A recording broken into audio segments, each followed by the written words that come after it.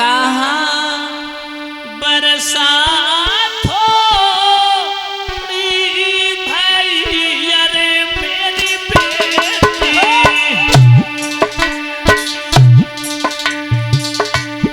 और के गौरा होने की साना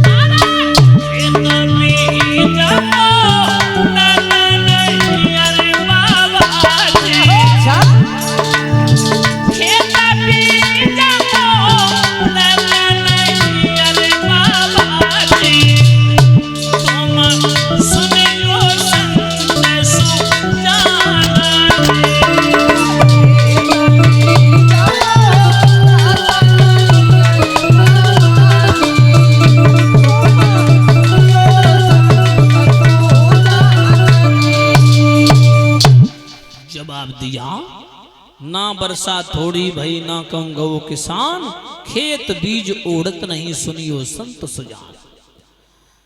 ब्रह्मा पुत्र देव ऋषि नारद कहने लगे बच्चों को बैठा लो, कार्यकर्ता लोगों से निवेदन है इन्हें शांति से बैठा लो। बैठ जा बेटा, ओ लला छोटे। माताओं, ब्रह्मा पुत्र देव ऋषि नारद ने जब प्रश्न किया कि का बरसात थोड़ी भई के कम गौ किसान, खेत सही खेत बंजर पड़े तूने कहा रची भगवान। मैया बोली ना बरसात थोड़ी भई ना कहूँ गौ किसान खेत बीज ओढ़त नहीं सुनियो संत सुजान।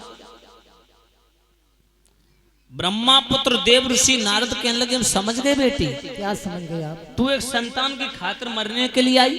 बिल्कुल बाबा जी। बेटी शायद तुझे नहीं मालूम है आत्महत्या करने वाला प्राणी अधोगति में भटकता है, समझ रही बाबा जी? अगर तू आत्महत्या करेगी तो भूत और प्रेत बनेगी, चुड़ैल बनेगी। अच्छा, इसीलिए आत्महत्या करना ठीक नहीं है। 84 लाख योनियों के बाद मनुष्य का शरीर मिलता। कितनी योनियां हैं? 84 लाख। बड़े भाग मानुष तन पावा सुर दुर्लभ सब ग्रंथन गावा। सर्वोपरि है मानव योनि तू इसे समाप्त करना चाहती है बेटी? बाबा जी हाँ, मैं मरने के लिए आई हूँ बिल्कुल, और मैं मरूंगी यहाँ पर। मैं वचन दे रहा हूँ ये साधु अपनी तपस्या के बल से तुझे आत्मा से ये वचन देता है कि 9 मास बीतने के बाद बेटी तेरी गोद से एक सुंदर मांस का लूथड़ा पैदा होगा। ऐसा महाप्रतापी बच्चा पैदा होगा।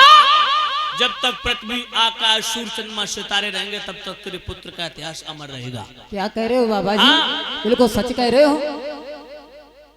और इसी के साथ ही साथ गोपी सिंह जी जो दादाजी के कर कमलों के द्वारा 101 मुद्राएं देके व्यासपीठ को सम्मानित कर रहे हैं। भगवान ने समाज का सम्मान प्राप्त होता रहे, ठाकुर जी की असीम अनुकंपा बरसती रहे, सदा सर्वदा का परिवार धर्म के रास्ते पर चलता रहे। माता लक्ष्मी धन दौलत से भंडार भरती रही, ये कामना करेंगे प्रभु से। बाबा जी हाँ बेटी, आप बिल्कुल सच कह रहे हो। मैं सच कह रहा हूँ। एक बात बता बाबा जी, बोलो। 6 महीना व्यतीत हो गए हैं, पिया की सूरत नहीं देखी है, और तुम ये कह रहे हो 9 मास बीतने के बाद में सुंदर से बालक की प्राप्ति होगी। नहीं होगी बाबा जी।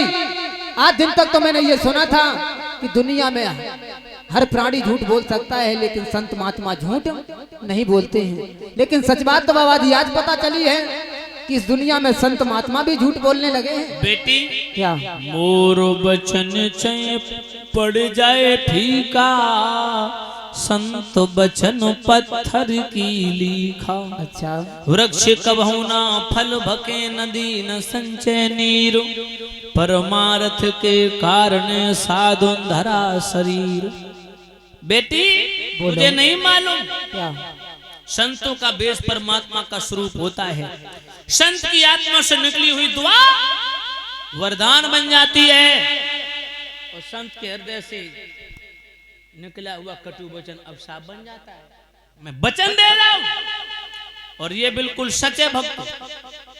संतों का परीक्षित जी रूप जो होता है, स्वरूप परमात्मा का रूप होता है। संतों का भेष परमात्मा का भेष होता है, और संतों की बात पर भरोसा करना चाहिए।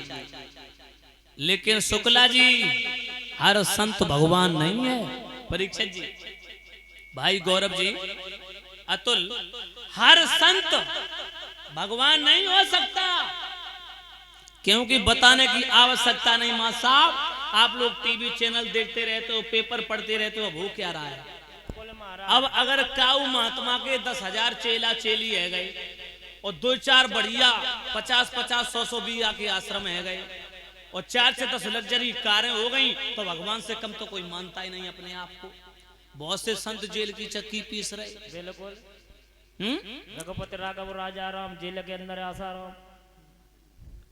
ध्यान रखना, तो संतों का वेश परमात्मा का वेश होता है, लेकिन हर संत परमात्मा नहीं है माताओं। हर संत की बात पे भरोसा नहीं करना चाहिए। अच्छा, संत भी 2 प्रकार के कहे गए हैं भागवत में, एक लोक संग्रीय संत, एक परलोक संग्रीय संत।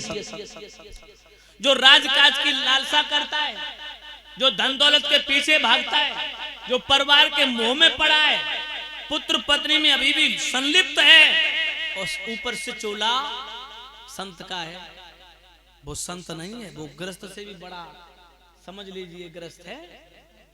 और सच बात तो ये है, गृहस्थ आश्रम भी सबसे सर्वोपरि आश्रम बताया गया है, लेकिन गृहस्थ आश्रम के बाद में जब देखो, वैसे देखा जाए तो 4 आश्रम है मां साहब, ब्रह्मचर्य आश्रम, गृहस्थ आश्रम, वानप्रस्थ, संन्यास। ब्रह्मचर्य जीवन में जिसने शिक्षा ग्रहण नहीं कर पाई, उसका ब्रह्मचर्य जीवन बेकार है, और गृहस्थ आश्रम में जिसने धन पैदा नहीं कर पाया, उसका गृहस्थ जीवन बेकार है। अब आप कहो कि धन का कहो मूड़ काट के पैदा करो, पकड़े करो, नहीं, धर्म की कमाई करो। बताया गया है कि जितनी भी कमाई करो मेहनत से, उसका 10वां भाग धर्म के नाम पर खर्च कर दो, वो धर्म की कमाई मानी जाती है। देखा हो परीक्षित जी, बहुत से लोग मैंने देखे अरबपति करोड़पति जीवन में कभी सत्यनारायण की कथा नहीं करवा पाते हैं, लेकिन वो लोगों की दृष्टि से धनवान हैं, लेकिन भगवान की दृष्टि में महादरिद्री, महाभिकारी।